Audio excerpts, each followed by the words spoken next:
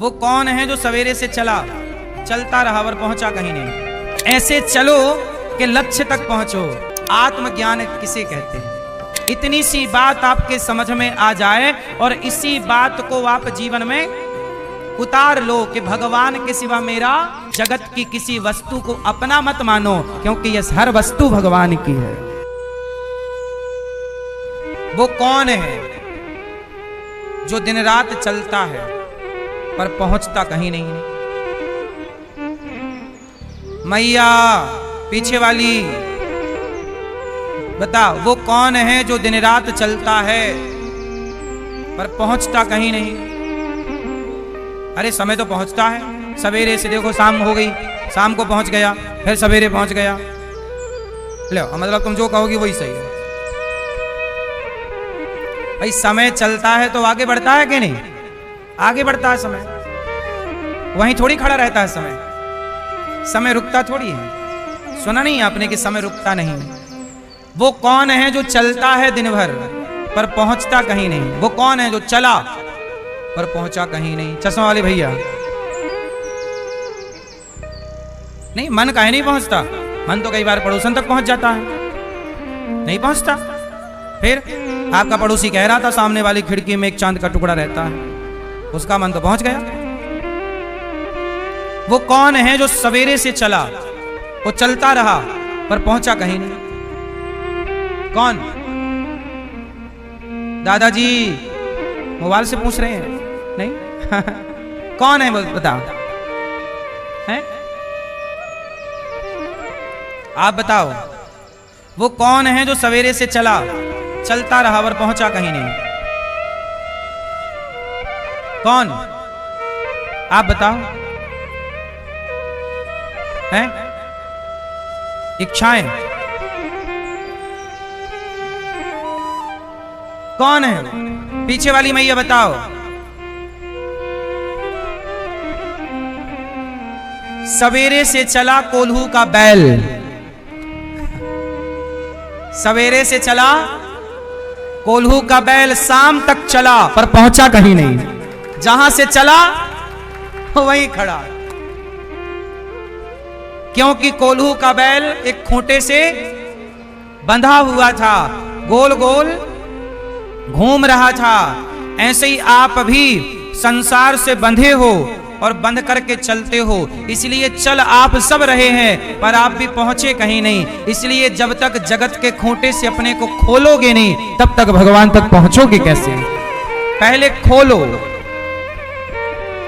अच्छा, एक और है जो सवेरे से चला पर पहुंचा कहीं नहीं, कोल्हू के बैल से अतिरिक्त।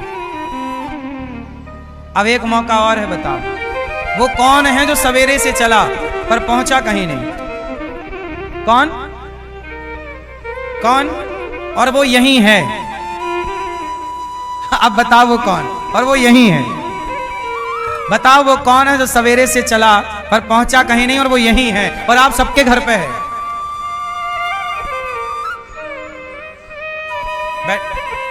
सुनो, वो है पंखा। सवेरे से चल रहा है पर पहुंचा कहीं नहीं। पंखा सवेरे से नहीं कह रहे पंखा चल रहा है, पंखा कूलर चल रहा है, चल ही रहा है, पहुंचा कहीं नहीं। पंखा चल रहा है पर पहुंचा कहीं नहीं। कोल्हू का बैल चल रहा है पर पहुंचा। कुछ लोग ऐसे ही हैं कि जिंदगी भर चले पर पहुंचे नहीं, तो चलने से फायदा क्या?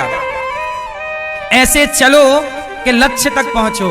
इसलिए कहते हैं अपना लक्ष्य भगवान को बनाओ और ऐसे चलो कि ईश्वर तक, और चले सारी जिंदगी को। आपके पूर्वज, कुछ लोगों के पूर्वज चले, कोई मुक्ति तक पहुंच गया, मोक्ष तक पहुंचा, तो कोई पहुंचा ही नहीं।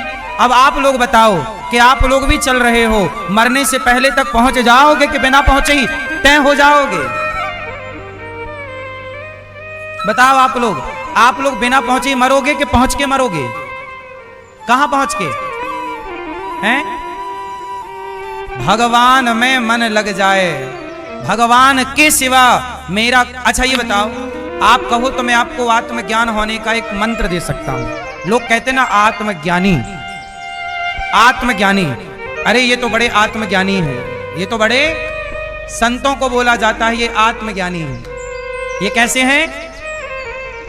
आत्मबोध, अरे इन्हें तो आत्मबोध हो गया है, ये तो आत्मज्ञानी है, ये तो भगवत प्राप्त संत हैं। अच्छा एक बात बताओ, आत्मज्ञान किसे कहते हैं? आत्मज्ञान कोई आपसे पूछे तो एक लाइन का है, और केवल ये लाइन सुनने के बाद फिर इस पे हम मंथन करेंगे। एक लाइन का आत्मज्ञान है, आप इतनी बात जान लो कि भगवान के सिवा मेरे तो गिरधर गोपाल दूसरो ना, भगवान के सिवा मेरा कोई नहीं है इस संसार में। ये जान लेने वाला और ये मान लेने वाला व्यक्ति आत्मज्ञानी है। जो ये मान ले कि भगवान के सिवा मेरा, ईश्वर के सिवा मेरा, यही आत्मज्ञान। अब हम लोग पूरी जिंदगी में ये नहीं मान पाते कि हमारे भगवान हैं, इनके सिवा हमारा। हम लोग कहते हैं तुम भी हमारे हो, तुम भी हमारे हो, ये भी हमारा, ये भी हमारा, ये भी। हम सबको अपना मान लेते हैं, लेकिन मीराबाई ने किसी को अपना, मेरे तो यही है। इतनी सी बात आपके समझ में आ जाए और इसी बात को आप जीवन में उतार लो कि भगवान के सिवा मेरा, जो ये मान लेगा कि ईश्वर के सिवा मेरा कोई नहीं है, मुझे लगता है वही सबसे बड़ा आत्मज्ञानी है, वही भगवान को पाएगा। यही ईश्वर को पाने का मूल मंत्र है।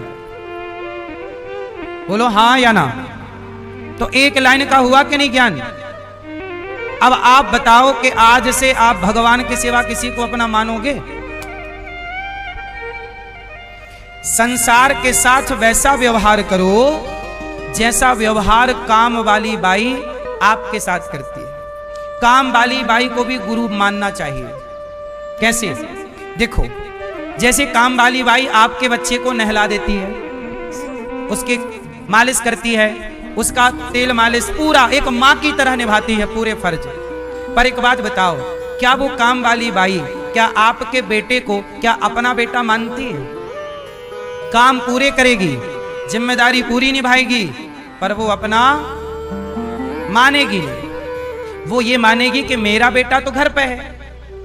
वो काम पूरा करेगी आपके घर का, लेकिन आपके घर को अपना नहीं मानेगी। ऐसे ही काम करते हुए, जैसे काम वाली बाई आपके काम करते हुए वो आपकी वस्तु को अपना नहीं मानती, ऐसे जगत में काम करते हुए जगत की किसी वस्तु को अपना मत मानो, क्योंकि यह हर वस्तु भगवान की है।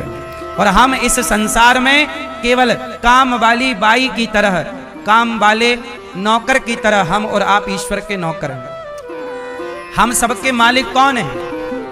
भगवान। और हम सब भगवान के कौन हैं?